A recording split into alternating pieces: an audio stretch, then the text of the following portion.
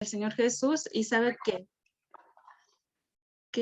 oye, ya, y las enseñanzas que dejó aquí. Y hay un artículo también que es reciente, en el 2021, de un médico llamado Hermas Gavi. Él también habla sobre cuál es la visión médica acerca de la crucifixión de nuestro Señor Jesucristo, y él nos menciona: la muerte de Jesucristo sigue siendo un momento crucial en la historia mundial y es un símbolo de amor y misericordia y coraje en todo el mundo. Y por último, este artículo está en el 2006, que es un artículo importante porque lo sacó una revista a nivel internacional. Aquí nos dice sobre las teorías a causa de la crucifixión, y ellos nos dicen: en los tiempos modernos, la profesión médica ha demostrado un interés considerable en la crucifixión. Y bueno, existen varias hipótesis médicas acerca de la muerte de nuestro Señor Jesucristo. Solamente les voy a mencionar algunas, no todas. Obviamente estos son términos médicos, se los voy a explicar posteriormente cada uno, pero entre ellos se cita taponade cardíaco. Quiere decir que es una presión sobre el corazón, comprime el corazón. Hay artículos que dicen que de eso murió el Señor Jesucristo, de insuficiencia cardíaca, es decir, que el corazón del Señor pues se debilitó. Choque hipovolémico, esto quiere decir que el Señor pues perdió mucha sangre, se deshidrató. Asfixia es una de las teorías que más ha causado revuelo, porque pues ahorita vamos a ver, según en la posición en la que estaba en el Señor Jesús, no lo dejaba respirar bien y probablemente haya sido la causa de su muerte. Y embolismo pulmonar, quiere decir que un coágulo ahí se fue a los pulmones y fue lo que causó la muerte de nuestro Señor. Y bueno, pues yo empecé desde el Getsemaní. En los evangelios nos menciona en Lucas 22:44, su sudor caía a tierra como grandes gotas de sangre. Esto es una condición física que se ha descrito en la literatura médica. De hecho, sí hay casos reportados de esta condición. ¿Qué es lo que pasa aquí? El término médico se llama hematohidrosis. Nosotros, para sudar, o sea, tenemos como glándulas, que son estas azulitas. Estas producen sudor y salen a la piel. Pero ¿qué es lo que en el ser humano puede causar que brote sangre? Esto lo causa una condición de estrés máximo. Como vemos aquí en la imagen, estas son las glándulas, estas azulitas. Alrededor de las glándulas hay vasitos, o sea, son las arterias, los vasos. Cuando una persona está en extremo estrés, estos vasitos, las arterias se rompen y hacen que suden sangre. Entonces, pues ahí vemos que empezó el sufrimiento de nuestro Señor Jesús, porque pues el Evangelio menciona que pues el sudor caía gotas de sangre. También es importante hablar del recorrido de Jesús. Como sabemos, pues fue arrestado en Getsemaní, después el juicio de Anás, Caifás, Pilato, Herodes, regresa con Pilato. Más o menos la literatura médica dice que el recorrido de Jesús fue de 4 kilómetros, o sea, 2.5 millas. ¿Qué condicionó a Jesús caminar todo pues sí, todo este recorrido? Probablemente pues ya estaba deshidratado, estaba cansado. Se dice que con caminar 1 kilómetro pues ya empieza el agotamiento físico. Ahora imagínense caminar 4 kilómetros. Y bueno, sabemos que Pilato pues lo mandó a la flagelación. Este castigo se remota en la época romana. Así castigaban a los ladrones. ¿En qué consistía? Bueno, eran azotados con un flagelo. Estas cuerdas, estas correas estaban hechas por cuero, o sea, era piel. Y en las puntas de este flagelo estaban como unas bolitas. Estas bolitas estaban hechas de piedra, estaban hechas de hueso, pero los huesos terminaban en punta.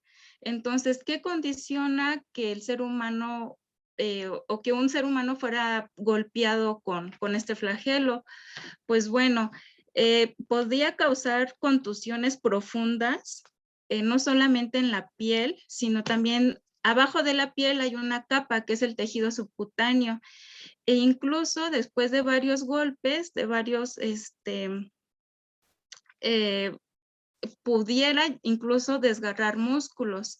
Entonces, pues imagínense también aquí, cuando el Señor Jesucristo fue pues azotado, pues aquí perdió mucha sangre. Entonces, la condición de Jesús en ese momento ya era crítico. Probablemente estaba deshidratado y muy debilitado. Ya vimos que ya había recorrido 4 kilómetros y luego someterlo a este sufrimiento, la flagelación. Y bueno, también quise darles pues textos bíblicos. Podemos leer en Lucas 15:15 que dice: Pilato quería quedar bien con la gente, así que dejó en libertad a Barrabás, luego ordenó que azotaran a Jesús con un látigo y lo clavaran en una cruz. Aquí también es importante que los romanos generalmente desnudaban a la persona que azotaban. Entonces, pues el Señor Jesucristo también fue condicionado a humillación porque pues le quitaron sus ropas y los ponían así como está en la imagen en un poste. Les pegaban en la espalda, en las piernas. Entonces, también otro sufrimiento otra condición que pasó el Señor fue la corona de espinas. Como vemos también en las Sagradas Escrituras, en los Evangelios nos menciona que los soldados le pusieron una corona de espinas. Estas espinas eran de especies vegetales que seguramente fueron trenzadas entre sí. Encontré un artículo que dice que probablemente pudo haber sido en forma de casquete. Entonces, ¿esto qué es lo que condiciona? Pues condiciona múltiples lesiones punzantes en lo que es el cuero cabelludo. En nuestra cabeza hay muchos vasitos, muchas arterias que produce que sangre mucho. Entonces, probablemente esto le produjo al Señor Jesús también un sangrado importante. Las espinas más o menos medían 2.5 centímetros. Probablemente eran tan largas las espinas que hicieron un experimento que incluso pudiera haber llegado a lesionar el cráneo, no atravesar el cráneo porque el cráneo es muy grueso, pero si estas puntas eran enterradas, incluso pudo haber llegado a lesionar el cráneo, no solamente la piel, sino el cráneo. Y bueno, aquí tenemos la cita bíblica que dice: los soldados que habían tejido una corona de espinas se la pusieron a Jesús en la cabeza. Y está en Juan 19:2. La crucifixión, bueno, esto comenzó con los persas entre la época de 300 a 400 antes de Cristo. Se modificó en el transcurso de los tiempos, fue modificada la crucifixión, la forma de la cruz, ¿no? Con la altura de la cruz se quería evidenciar a la persona condenada. Más o menos la cruz en los tiempos de nuestro Señor Jesucristo era en forma de tau, que es la letra griega, o sea, es en forma de T. Bueno, en la misma cruz se colocaba una tablilla en donde pues se ponía el delito que cometía al condenado, por el cual era crucificado. Entonces, pues también tenemos evidencia en la Biblia sobre esto. Está en Mateo 27:37. Encima de su cabeza pusieron por escrito la causa de su condena. Este es el Jesús, Rey de los Judíos. la crucifixión se veía como el peor y más bajo castigo que se podía otorgar a un ciudadano no romano, era un castigo. Y como se les mencioné, pues solía ser reservada a criminales y revolucionarios políticos. Dice Filipenses 2:8, como hombre se humilló a sí mismo y obedeció a Dios hasta la muerte. Murió clavado en una cruz. ¿Cuál era el peso de la cruz? Bueno, se dice que pesaba aproximadamente 300 libras, esto es aproximadamente 136 kilos. Entonces, pues obviamente esto también podía causar lesión a nivel muscular y causaba también agotamiento extremo. Y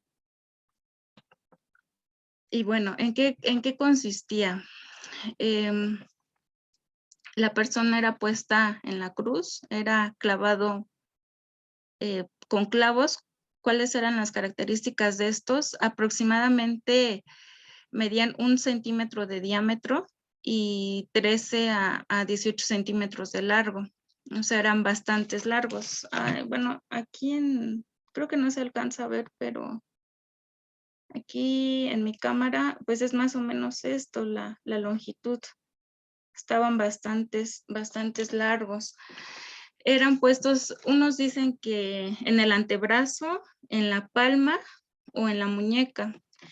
Eran los huesitos largos que tenemos aquí, estos, se llaman metacarpianos. Entonces, más o menos se los ponían entre el segundo y tercer dedo. Eran ahí clavados estos clavos, que era lo que provocaba que los pusieran a ese nivel. Aquí tenemos muchos tendones. Los tendones son como ligas que unen a nuestras manos.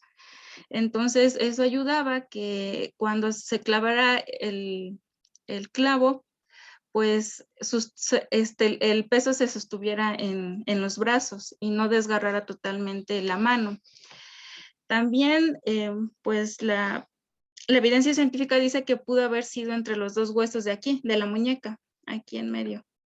Esto también, pues hacía que no se desgarrara totalmente la manita y lo sostuviera en la cruz. Y bueno, también eran clavados de los pies. En los pies también, más o menos a la misma altura. Imagínense que ahora son los piecitos, también era entre el segundo y tercer dedo. Ahí ponían el clavo, también con la misma longitud. Los tenían, la posición de las piernas era flexionadas. La posición era para que pudieran poner los clavos. O sea, no sé si me entienden, tenían que ir flexionadas y de esta manera la planta del pie quedaba en forma vertical sobre la cruz. ¿Los que provocaba esto? Pues los clavos provocaban daños, lesiones en los nervios, en los vasos, en los tendones.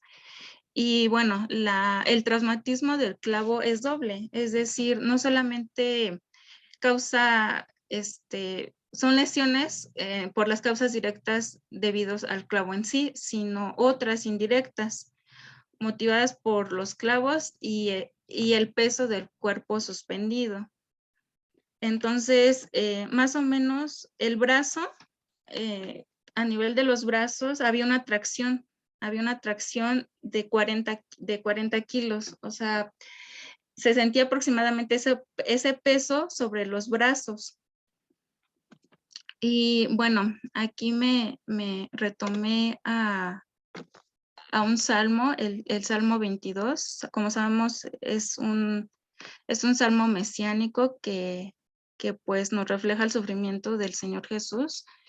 Y dice, como perros de presa me han rodeado, me han cercado una banda de malvados, me han traspasado las manos y los pies.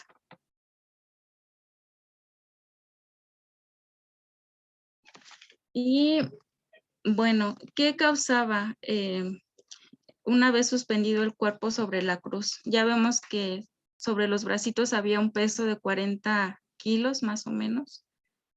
Empezaba dolor en los brazos, empezaba a haber calambres, el cuerpo estaba suspendido, los músculos con los que respiramos, nosotros metemos aire y sacamos aire de forma normal, pero al estar el cuerpo suspendido de esta manera, la persona que estaba crucificada no podía respirar bien, o sea, podía inhalar, meter aire, pero no podía sacarlo. Entonces la tendencia del que estaba crucificado era tratar de subirse, de subirse lo más que podía hacia arriba. Entonces, con eso pues obtenían una respiración leve. Eran horas de dolor. ¿Por qué? Porque pues era el dolor en los brazos, el tratar de subirse para poder respirar. Como no podían respirar bien, se acumulaba un gas que se llama CO2 en el cuerpo. ¿Eso qué causa? Causa que la persona se debilite, que tenga dolor de cabeza, que tenga mareos. Entonces, pues imagínense en la condición que estaba nuestro Señor Jesús. Entonces, por eso, al principio les mencionaba que pues la literatura dice que probablemente pues una de las causas de la muerte de nuestro Señor pues fue la asfixia, es decir, dejó de respirar por la posición en la que estaba en la cruz. De hecho, pues eran horas en las que estaban crucificados, pero los que no morían en esta posición, después de ciertas horas les rompían las piernas. ¿Esto para qué? Para que el cuerpo cayera y el que estaba crucificado ya no pudiera alzarse, y entonces pues obviamente ya no podían, dejaban de respirar, por eso les rompían las piernitas. El Señor Jesucristo pues no necesitó de esto, a él no le rompieron. Sí menciona la Biblia que a los ladrones, a las dos que estaban alrededor de él lo hicieron, pero con él no. El Señor Jesús ya había pues pasado condiciones físicas tremendas, la deshidratación, la pérdida de sangre. Entonces probablemente cuando llegó a la cruz, su condición física pues ya estaba muy débil, y él ya no necesitó que le rompieran las piernas. Y bueno, cité el Salmo 22:14 que dice: mi vida se derrama como el agua y todos mis huesos se han dislocado. Mi corazón es como cera que se derrite dentro de mí. Salmos 22:14.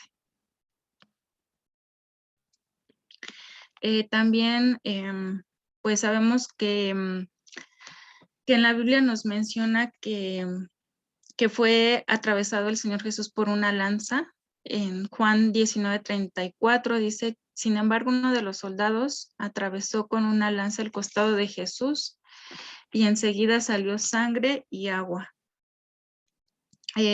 Esto, pues, según la ubicación, pues pudo haber sido perforado incluso el corazón, los pulmones.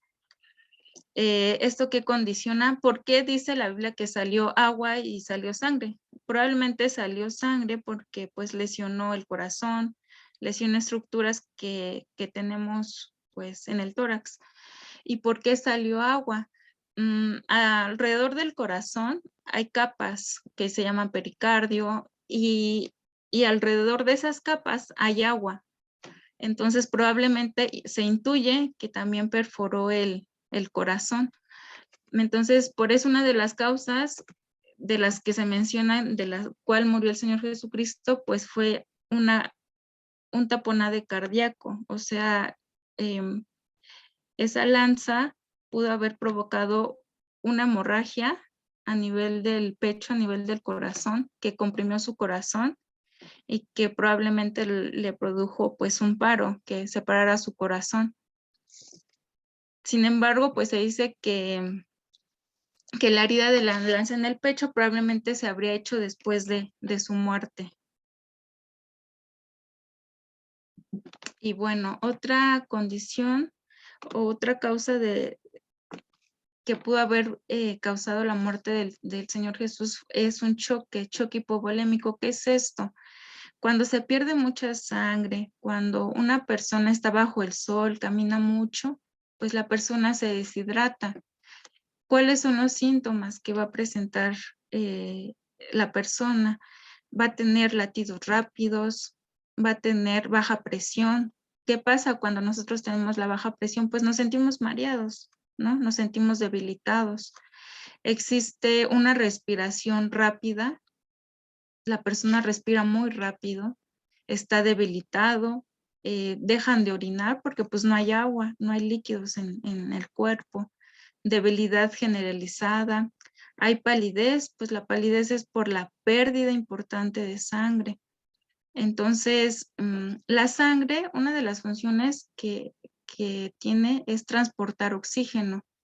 Entonces, si no hay oxígeno, pues no llega al corazón y un choque hipovolémico condiciona la muerte. Esto condiciona un paro. Entonces, vemos que pues las condiciones físicas en los síntomas que el Señor Jesús presentó, pues se ven reflejados en las escrituras también. Igual me cito al Salmo 22:15, este salmo mesiánico que dice, mi fuerza se ha secado como una teja quemada por el sol, la lengua se me pega al paladar, porque me has echado en el polvo de la muerte. Cuando hay deshidratación, pues la lengua está seca y tiende a pegarse al paladar.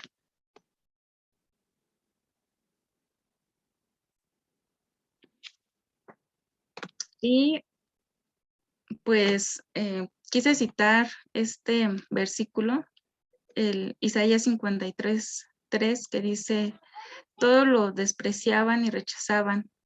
Fue un hombre que sufrió el dolor y experimentó mucho sufrimiento. Todos evitábamos mirarlo, lo despreciamos y no lo tuvimos en cuenta. Yo cuando estaba preparando esta clase, realmente no, se me salieron mis lágrimas porque no llegaba a comprender totalmente el dolor que sufrió el Señor Jesús. Pero realmente como hombre sufrió mucho. La deshidratación, la pérdida sanguínea, la condición de estar en la cruz, de no poder respirar estando ahí, ¿no? De tratar de inclinarse hacia arriba para tan siquiera obtener una respiración. Entonces, no sé, hermanos, si tengan alguna, vamos a seguir con el estudio, pero no sé si alguien tenga alguna duda sobre esto que les he presentado o algún término que utilicé y que no entendieron.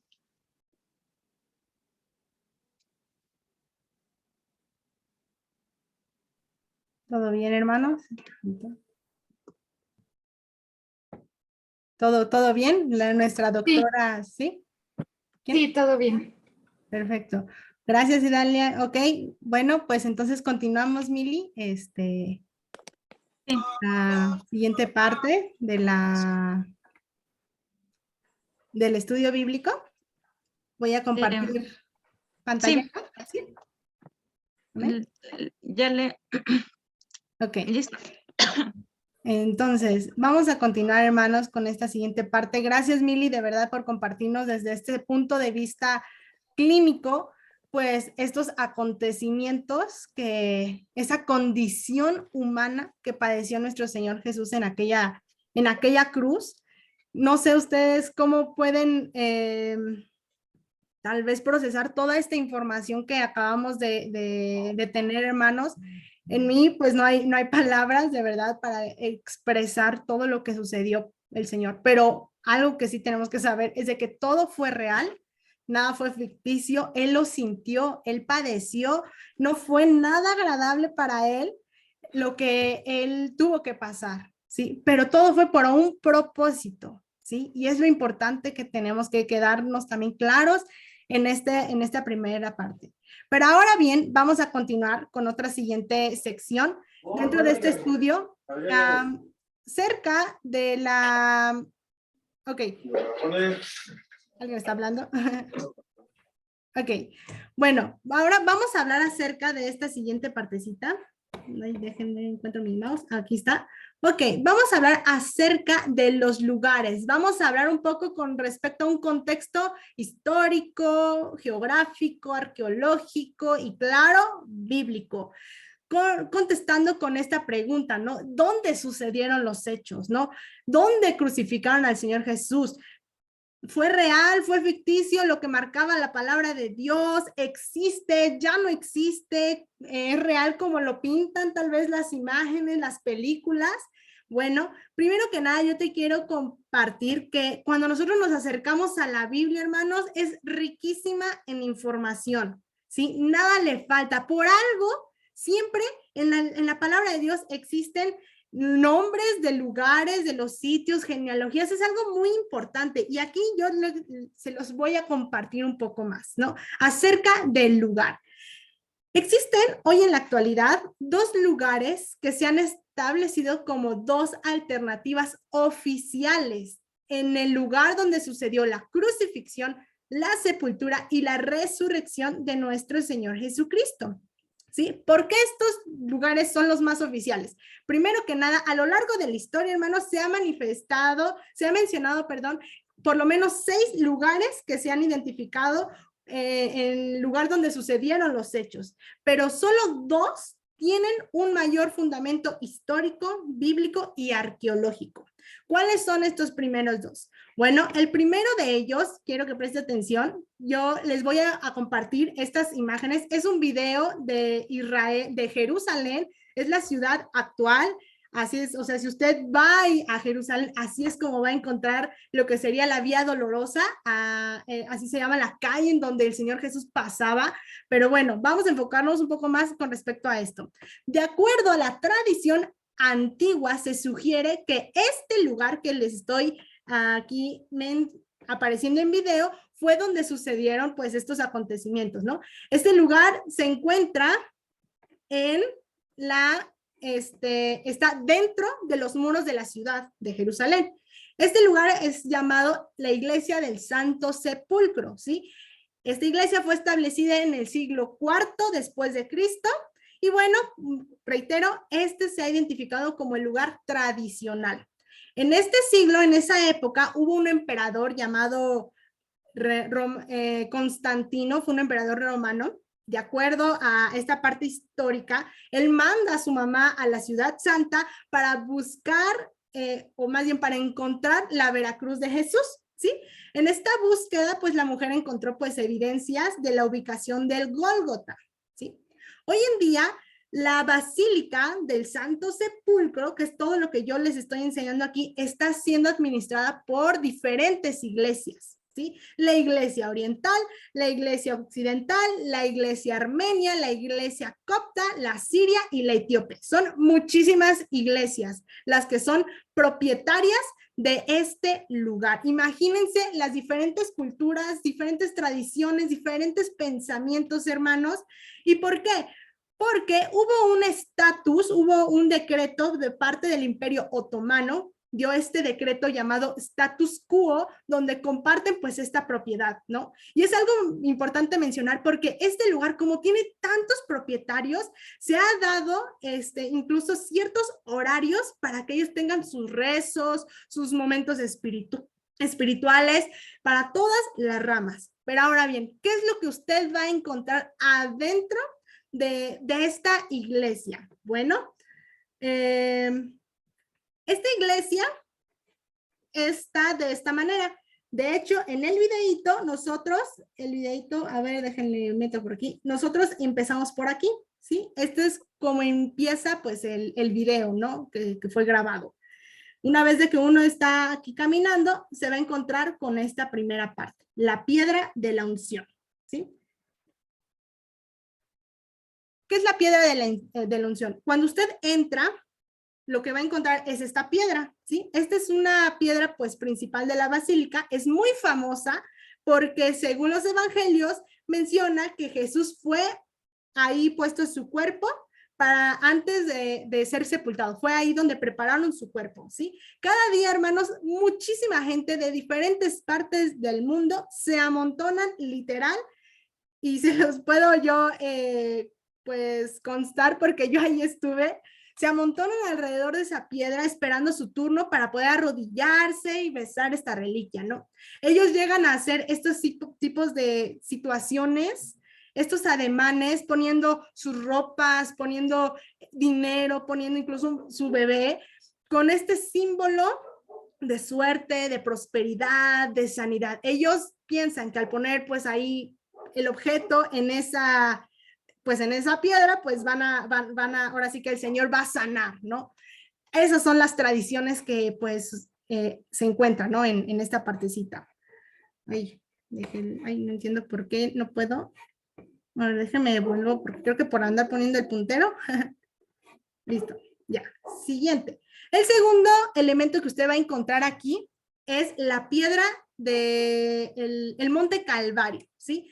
Cerca, muy cerquita a la derecha de la piedra de la unción, hay unas escaleras que van de una parte elevada a como un segundo piso, y este lugar está representado como el Monte Gólgota, ¿sí? Fue ahí donde el Señor Jesús fue crucificado.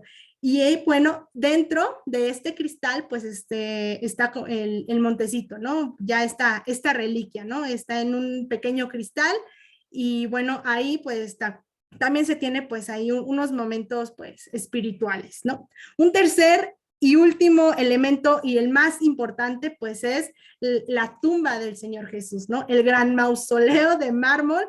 Ahora sí que dentro de esta iglesia pues pusieron como otra pequeña iglesia, una pequeña capilla, y adentro de este lugar se encuentra la tumba de nuestro Señor Jesús, de acuerdo a la tradición,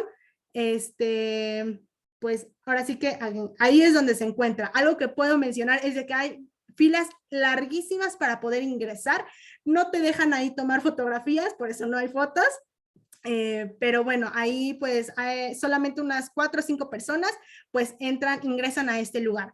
Algo que también quiero mencionar como un punto importante es de que dentro de Jerusalén, de acuerdo a los lugares más representativos, más importantes, ahorita están establecidos como iglesias, ¿sí?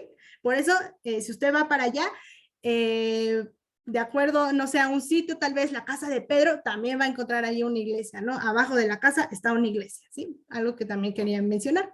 Pero bueno, siglos recientes, hermanos, esta es como la primera alternativa. Hay una segunda alternativa. Después de muchos años, en el siglo XIX, hubo algunos arqueólogos y teólogos que comenzaron a identificar este lugar, ¿sí? A las afueras del muro de la ciudad de Jerusalén, ¿sí? Tomando así como una segunda alternativa muy viable, ya que pues este lugar, hermanos, posee elementos arqueológicos, históricos que van muy de la mano o que van conforme a la descripción que se ve en la Biblia, ¿sí? Esto, hermano, se llama el jardín de la tumba, ¿sí? Este lugar encaja perfectamente de acuerdo al perfil de los evangelios. ¿Y cuál es el primer lugar que llamó la atención de aquellos teólogos? Bueno, en el año de 1842, hermanos, hubo un teólogo alemán que describe acerca de este lugar como el lugar de la calavera, ¿sí? Aquí es el jardín de la tumba. Uno de los primeros elementos que él dice, hey, esta es una calavera, fue por los rasgos y características que aquel teólogo había identificado, ¿no? Y tuvo que ver mucho con la apariencia de este lugar, ¿sí? De una calavera. Aquí te tengo una imagen que fue tomada. En esta fotografía usted puede observar las cavidades, ajá, o las cuencas de los ojos, y en el centro usted puede identificar la nariz. Hoy en día esta partecita ya no se encuentra. Esta partecita se desmoronó hace 7 años en un invierno del año 2015, ¿sí? Toda esta parte inferior, hermanos, ya no se encuentra en la actualidad, ya está bajo tierra, literal, ya está abajo de lo que sería la estación de autobuses. Tal vez usted no sé si ustedes alcancen a percibir dónde se encontraba. Digo, podemos ver como esta parte de la cueva, que es esta, y bueno, en esta parte pues era el monte, ¿no? El monte de la calavera. Bueno, pues aquellas personas, hermanos, comenzaron a asociar la apariencia de este lugar con el significado del lugar donde el Señor Jesús fue crucificado. Marcos 12:22 nos dice, y le llevaron a un lugar llamado Gólgota, que traducido es lugar de la calavera. Algo que también quiero mencionar son los nombres, ¿sí?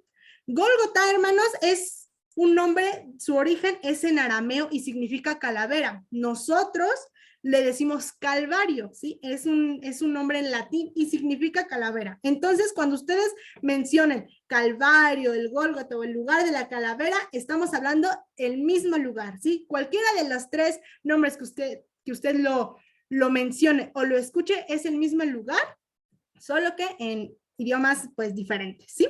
La segunda razón que atrajo pues a estas personas a este lugar, pues tuvo también que ver con la ubicación, ¿sí?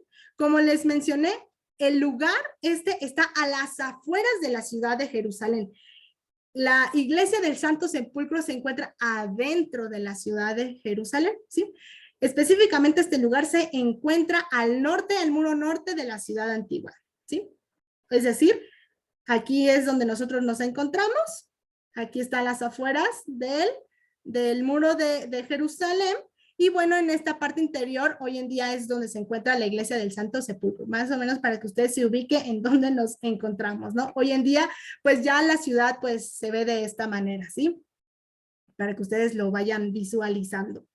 Bueno, según los evangelios, nos dice en Juan 19:17, y él cargando su cruz salió al lugar llamado de la calavera, y en hebreo, Gólgota, ¿sí? Esto significa, hermanos, que el Señor Jesús también fue crucificado a las afueras de la ciudad. Aquí lo dice, Juan 19:17, salió al lugar, ¿ok? Juan 19:20 dice, y muchos de los judíos leyeron este título, porque el lugar donde Jesús fue crucificado estaba cerca de la ciudad. Y el título estaba escrito en hebreo, en griego y en latín, ¿sí? Entonces, aquí hay referencias bíblicas que compaginan demasiado con respecto al lugar que les acabo de mencionar, ¿sí? De hecho, también dice que la crucifixión, en Hebreos 13:12, dice, por lo cual también Jesús, para santificar el pueblo, mediante su propia sangre, padeció fuera de la puerta, ¿sí? ¿Por qué? Porque recuerden que ya estaba cerca la Pascua. Entonces, imagínense esta parte, ¿sí? O sea, vean la ubicación de este lugar. Encaja demasiado dentro de este perfil bíblico. Ahora, también es algo importante mencionar esto. La crucifixión, como mencionó Mili, ustedes tienen que verlo desde un punto de vista romano. Los romanos, cuando ellos castigaban, lo que buscaban era exhibir a las personas. Y en este caso, lo que sería la crucifixión, que fue el peor y el más bajo castigo, como mencionó Mili, pues estaba posicionado en un lugar demasiado céntrico y demasiado cerca a la vista de todos los que pasaban. De hecho, este lugar estaba en...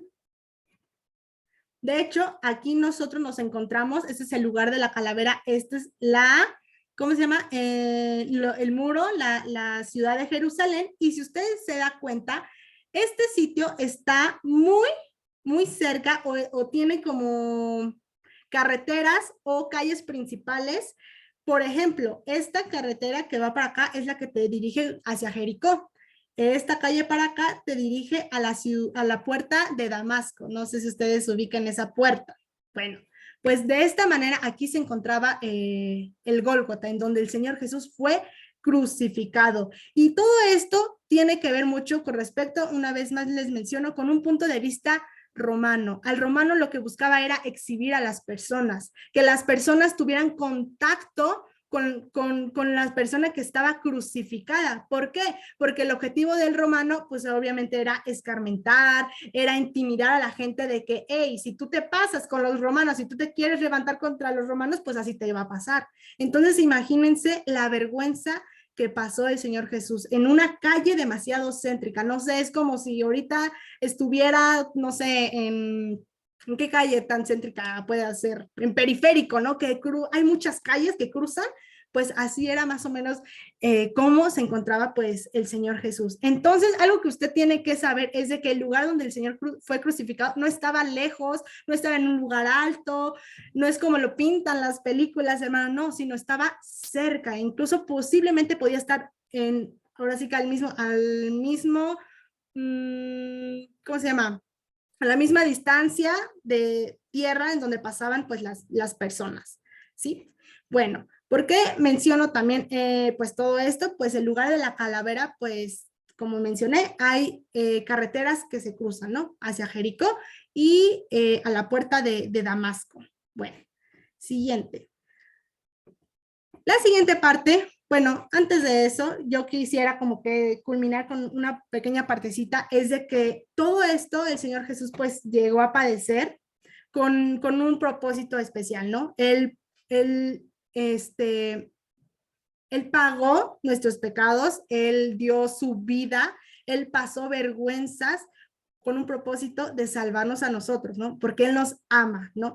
Y esa es la parte que yo les invito a que nosotros ahora analicemos, ¿no? Cómo está nuestra relación, pues, con Dios. Pero ahora bien, vamos a ver con esta siguiente parte, ¿no? Dentro de este sitio llamado el Jardín de la Tumba, también hay un segundo lugar, y creo que es el más importante también, porque caminando en una cierta dirección, pues se encuentra la tumba, ¿no? Donde pues ahí estuvo el Señor Jesús. Pero recuerde que dentro de ese momento, también el Señor Jesús fue preparado para que después fuera sepultado.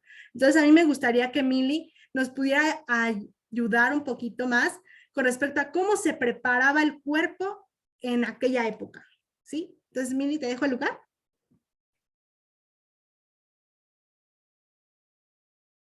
Sí.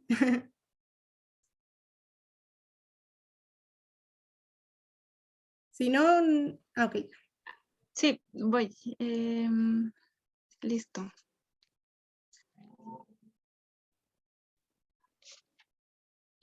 Bueno, seguimos con la segunda parte, la preparación del cuerpo de Cristo. ¿Cómo era que se preparaba el cuerpo? Bueno, primero, la sepultura tenía que ser rápidamente. ¿Esto por qué? Bueno, porque el clima allá es muy cálido, entonces se tenía que hacer de forma rápida. Nunca se hacían entierros los días sábados ni en un día santo. Bueno, tenemos como referencia Juan 11:39 y 19:31. Y bueno, el sepulcro podía hacerse en una cueva natural o artificial. Por lo general, después que la persona crucificada moría, era bajada de la cruz y era limpiada. Posteriormente era envuelto en un lienzo de lino. Y de hecho, pues así se hizo con nuestro Señor Jesucristo. Tenemos como referencia Lucas 7:14. En casos excepcionales, el cuerpo era cubierto de esencias y ungüentos. ¿Por qué eran casos excepcionales? Porque esto solamente lo podía hacer gente que tenía dinero. O sea, las especies y ungüentos eran caros. Y bueno, se utilizaban estos ungüentos, se hacían varias capas con bandas de lino. Se formaba una especie de caparazón protector alrededor de todo el cuerpo. Y bueno, los perfumes con los que fue preparado el Señor Jesús fueron dos.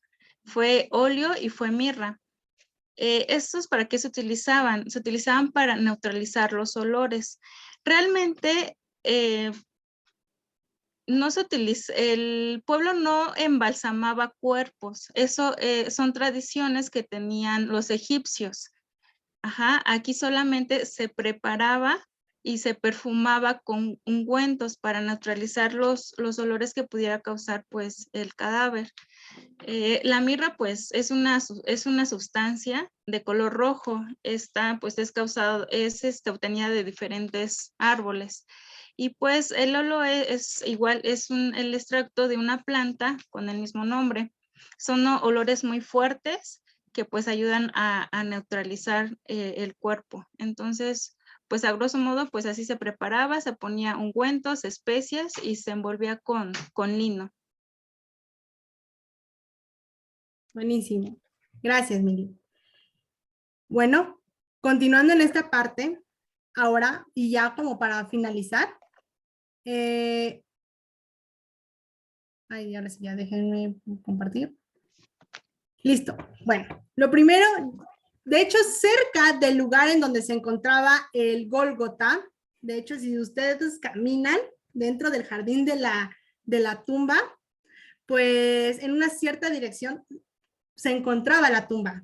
Ahora bien, ¿cómo sabemos si este lugar realmente fue una tumba, la construyeron, existió, no existió o se encuentra en otro lugar? Bueno, existen dos elementos arqueológicos, hermanos, que fueron encontrados en este mismo lugar, que hace que también encajen aún más en el perfil bíblico, ¿no? De acuerdo a las escrituras, si usted se va en Juan 19:41, nos dice lo siguiente: tomaron pues el cuerpo de Jesús y lo envolvieron en lienzo con especias aromáticas, según es costumbre sepultar entre los judíos. Y en el lugar donde había sido crucificado había un huerto, y en el huerto un sepulcro nuevo, en el cual aún no había sido puesto ninguno. Allí pues, por causa de la preparación de la Pascua de los judíos y porque aquel sepulcro estaba cerca, pusieron a Jesús. Dice aquí, hermanos, que en el lugar donde el Señor Jesús fue crucificado había un huerto, y en ese huerto una tumba nueva, ¿sí? Yo les estoy aquí captando algunas imágenes de cómo es esa tumba, y de hecho en el videito se los voy a presentar otra vez. Este es el huerto que se encontró. Ay,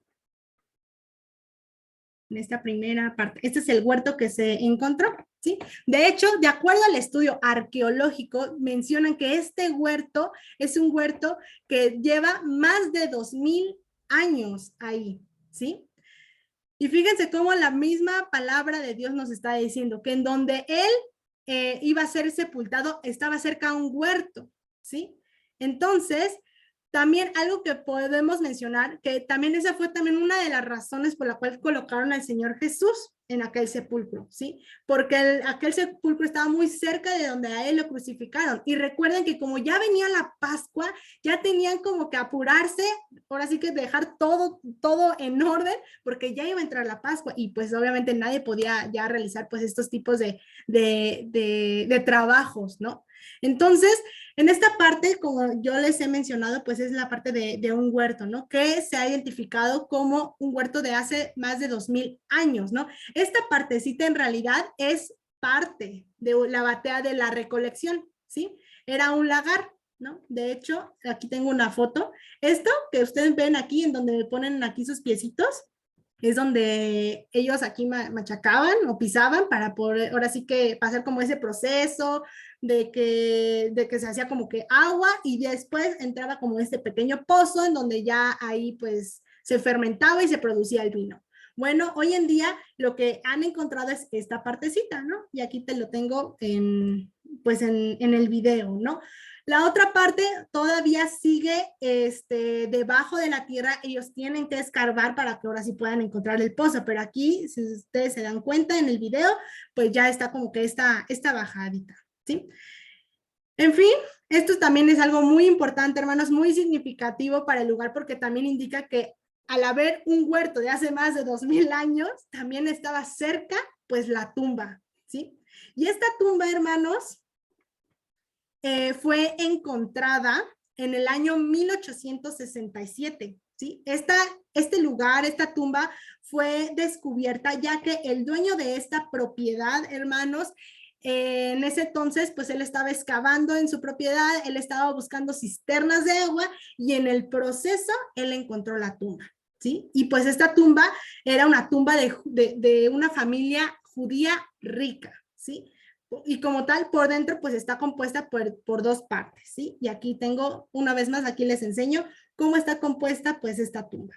La tumba está compuesta por dos cámaras o dos partes, dos recámaras, no sé cómo lo puedan ustedes mencionar, pero bueno, de acuerdo a un diseñador, un arqueólogo local, pues él realiza este diseño donde él muestra el interior de la tumba, ¿sí? En la antigüedad, hermanos, pues esta primera parte, en esta primera cámara, que es el número 6, pues era el lugar donde preparaban el cuerpo, ¿sí? Y también, pues era donde la familia tenía, podemos decir, como su duelo final, ¿no? Su funeral, ¿sí? Por así decirlo. Entonces, después de que ellos preparaban aquí el cuerpo, lo pasaban a la siguiente cámara y de hecho aquí pueden encontrar 3 óculos o estantes de sepultura, ¿no? Esto también da un indicio o indica de que este sepulcro ancestral pues era de una tumba de una familia adinerada, ¿sí? Pero bueno, hermanos, por lo más especial que yo puedo mencionar de este lugar, pues es de que cuando ellos encontraron pues esta tumba, pues la tumba estaba vacía, gloria a Dios damos, ¿no? Eso significa que el Señor Jesús no está en esa tumba. El Señor Jesús ha resucitado. ¿Para qué? Para darnos a nosotros vida nueva a todos aquellos que han puesto su fe y su plena confianza en lo que Cristo pues hizo por nosotros en aquella cruz del Calvario. Y damos gloria a Dios de verdad por estos momentos, por esos lugares que se encontraron. Y creo yo, ya de acuerdo a un criterio personal, yo estoy muy segura que aquí fue donde el Señor Jesús, pues sucedieron todos los acontecimientos, pero lo más importante, hermanos, de quedarnos en este estudio bíblico, es la razón, el motivo y el propósito por la cual el Señor Jesús, pues murió en esa cruz y que también resucitó al tercer día. Y de esa manera, como tal, es una información que va a complementar todo lo que ustedes han escuchado en cada año y que van a seguir escuchando, primero Dios, ¿no? Que esto pues realmente pues a ustedes les sea de gran, pues que sea de gran bendición y que haya sido riquísima en información y que complemente, reitero, pues todo lo que ustedes ya conocen, ¿no? No sé, Mili, si tú quieras terminar o bien también si tienen alguna duda, hermanos, con gusto, aquí estamos. O comentar. Es imaginable el dolor por el cual pasó nuestro Señor Jesucristo. Él, lo que lo sostuvo en esa cruz, pues fue el amor hacia ti, hacia mí. Entonces, saber esta información nos acerca un poco a lo que pudo haber sentido nuestro Señor Jesús y valorar el sacrificio que él hizo por cada uno de nosotros. Sí, amén.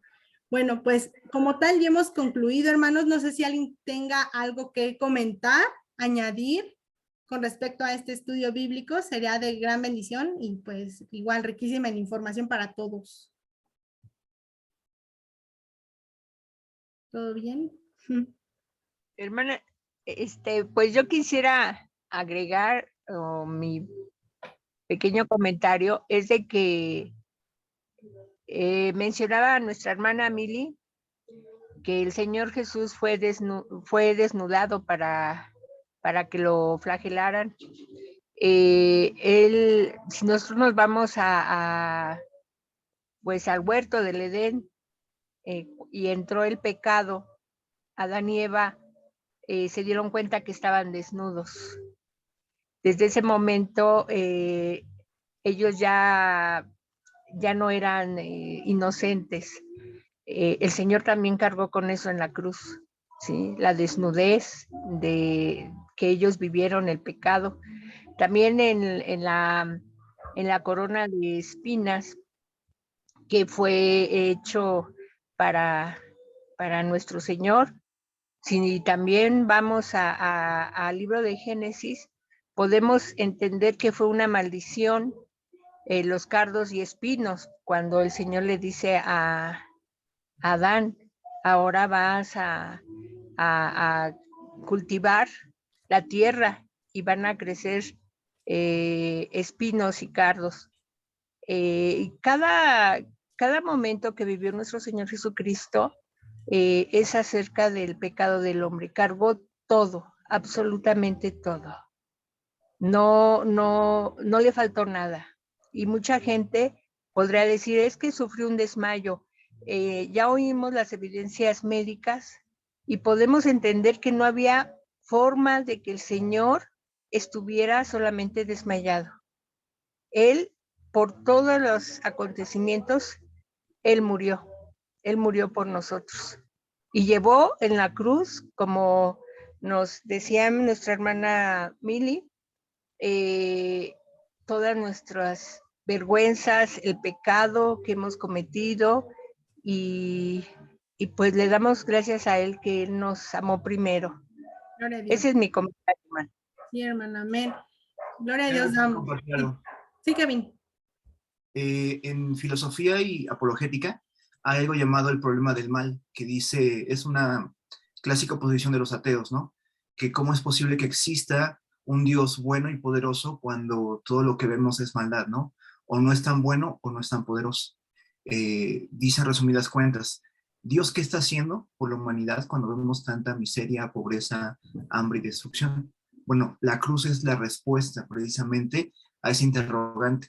Cuando nosotros preguntamos, ¿dónde está Dios? Dios está resolviendo completamente, muriendo en una cruz para salvarnos. Y más bien es él quien nos dice, ¿ustedes qué están haciendo? O sea, Él resolvió el problema. ¿Ustedes están aceptando mi respuesta o seguirán buscando y seguirán intentando hacerlo por sus fuerzas? Entonces, ahí Dios contesta este interrogante que la tenemos tanto cristianos como ateos. A todos nos ha tocado alguna vez decir, ¿dónde está Dios? Por alguna situación.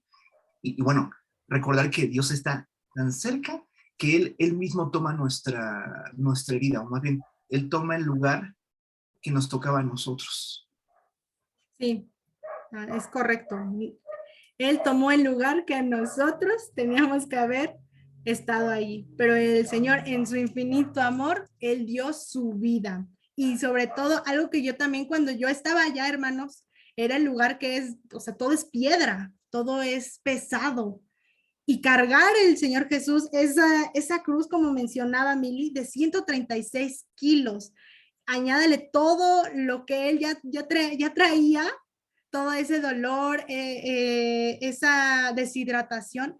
Yo veo la fortaleza del Señor Jesús, la fuerza sobrenatural, porque yo creo que nadie de los que estamos aquí tendríamos esa fuerza física para aguantar no solamente pues esos azotes, ¿no? Esos maltratos, sino todavía cargar la cruz y todavía estar en esa cruz clavado y todavía dar esas últimas 7 palabras maravillosas que también nosotros vamos a poder presenciar una vez más, pues la próxima semana, ¿no? Pero quédese también eso, ¿no? Esa fuerza sobrenatural, cómo el Señor se esforzó para poder llegar a esa cruz y cumplir lo que Él prometió desde Adán, desde los tiempos de Adán. David, ¿quieres añadir algo?